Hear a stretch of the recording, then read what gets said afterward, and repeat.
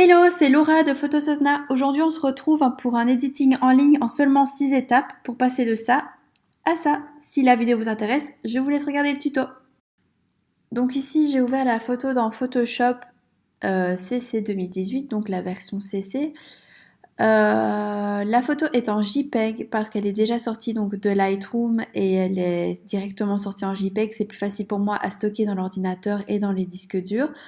Donc ici, j'ouvre les paramètres, j'ouvre les courbes et alors je vais tout d'abord foncer la photo.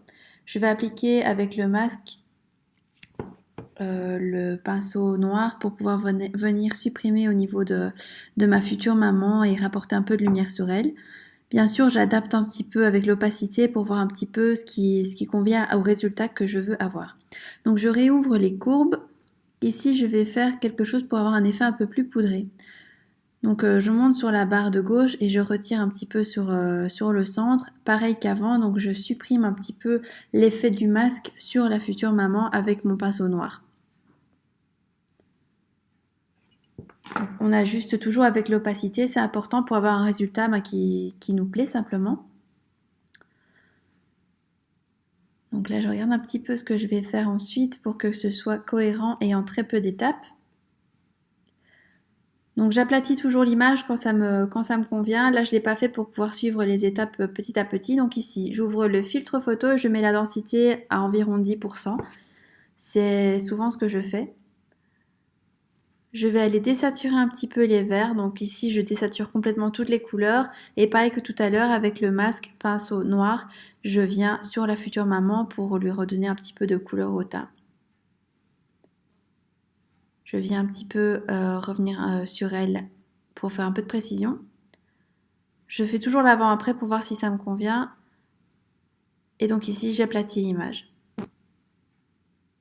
Ensuite, j'ouvre filtre, fluidité. Donc ça, je l'applique à quasiment toutes les futures mamans pour redonner un petit peu de grâce en fait à leur silhouette simplement.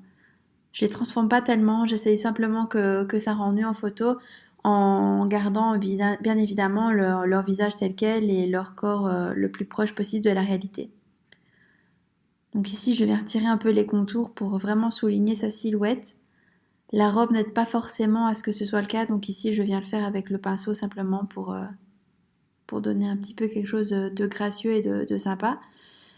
Donc j'ajuste toujours un peu la taille, je viens un petit peu rassembler son corps vers le centre. Ça permet vraiment de donner cette silhouette un peu plus distinguée. Vu que j'ai tiré sur les bords, je vais revenir avec le pinceau, simplement tirer pour ne pas qu'il y ait de délimitation avec ma photo et l'arrière-plan.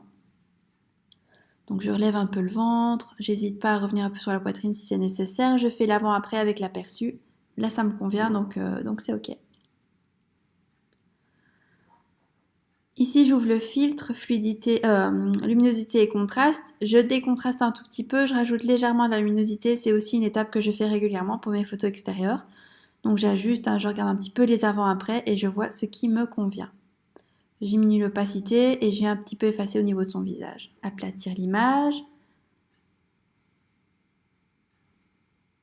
Et voilà, je pense qu'on est bon. Donc je fais dans l'historique l'avant-après.